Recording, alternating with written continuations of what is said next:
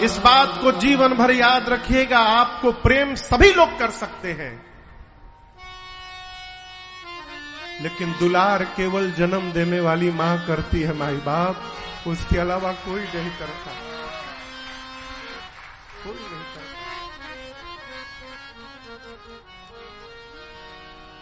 मेरी प्रार्थना, कितना भी पैसा हो जाए, बच्चों का लालन पालन स्वयं अपने हाथ से किया करिए।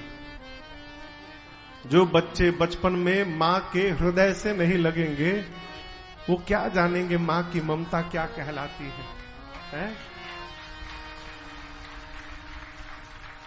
एक आदमी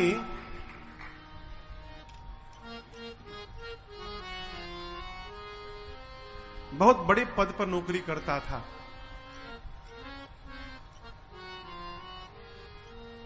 घर में जब भोजन करता था तो भोजन करने के बाद हाथ धोता था बेसिन में, और उसके बाद पत्नी से नजर बचाकर चुपके से स्टोर रूम में जाता था और बक्सा खोल के कुछ करता था। पत्नी जब साल 2 साल में धीरे धीरे ध्यान देने लगी, बोली आखिर में रोज ये हाथ धोने के बाद उधर क्यों जाता है? तो एक दिन चुपके से देखी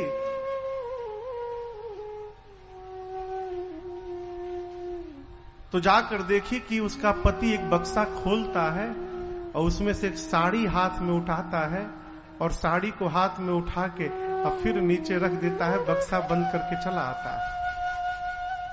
पत्नी ने जब ऐसा 4-5 बार देखा तो उसके मन में कुछ शंका हुआ, आखिर ये साड़ी किसकी है? तो वहां पर एक स्त्रियों की एक संस्था थी, जो स्त्रियां घर में सताई जा रही हैं उनके लिए एक संस्था थी जो उनका सहयोग करती थी। ये उसकी जो मुखिया थी, संस्था की अध्यक्षा, इसकी मित्र थी। तो इसने फोन करके बताया कि मेरा पति ऐसा ऐसा करता है, मैं अभी देखी 5 दिन से देख रही हूं, रोज जाता है और जाके साड़ी को उठा के रख देता है।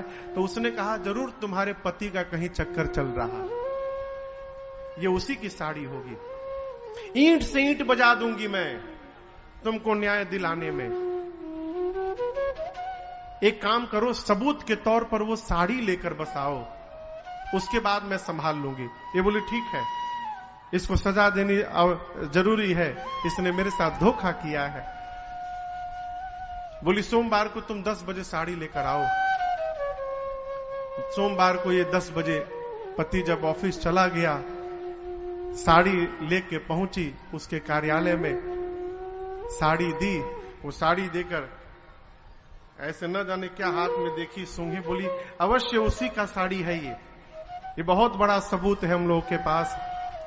चलो कोई बात नहीं, तुमको मैं न्याय दिला के रहूंगी। तब तक वो फूट फूट के रोने लगी। इसने पूछा रो क्यों रही हो, तुमको न्याय मिलेगा ना? बोली एक पत्र को पढ़ लीजिए एक बार। उस साड़ी के नीचे पत्र भी था।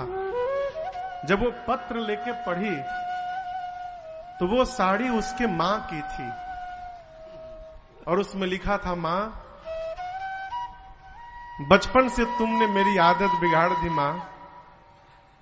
एक बार भी आपने मुझे ये बताया नहीं कि ये बुरी आदत है, इसकी लत लग जाएगी तो समाज में मेरी बेइज्जती होगी। जो बात तुमने नहीं बताई मां, उस बात को तुम्हारी बहू ने मुझे बताया। लेकिन क्या करूं मां, तुमने आदत जो लगा दिया है, अब ये आदत छूटती नहीं है।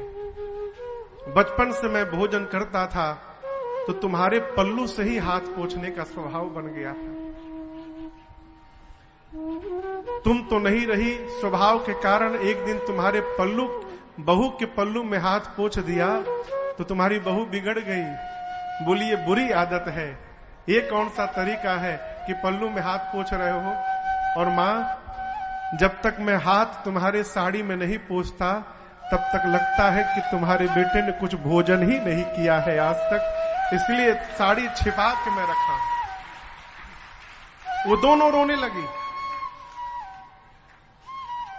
ये प्रसंग कहता है माई बाप बचपन से बच्चों को हृदय से लगा के रखेंगे वो बच्चे जीवन भर आपको सराखों पर बिठा के रखेंगे। बच्चों को हृदय से लगाइए। और दूसरी बात, बच्चों को बचपन से अपने धर्म के प्रति जागृत करिए। उनको ट्विंकल ट्विंकल लिटिल स्टार न सिखाइए, उनको मानस की चौपाइयां याद कराइए। राम जी कौन थे, सीता जी कौन थी, भरत शत्रुघ्न कौन थे, लक्ष्मण जी ने अपने भाई के लिए क्या किया, भगवान ने भक्तों के लिए क्या किया। इन छोटी छोटी बातों को बचपन से बच्चों को बताइए। यदि बचपन में बच्चे नहीं सुनेंगे तो बड़े होने के बाद बाहरी आताताई शक्तियां आकर और हमारे बच्चों को तोड़कर उनको धर्म परिवर्तन करा रही है। और हमारे बच्चे यदि गलत मार्ग पे जा रहे हैं तो अपराधी बच्चे नहीं है, अपराधी हम हैं। हमने वो स्थान बीच में खाली रखा है जिससे दूसरे को प्रवेश करने का अवसर प्राप्त हो रहा है। ये काम बचपन से करने का है। यहां रघुनाथ जी को मेरी मां कबहू उछंग कबहू बर पलना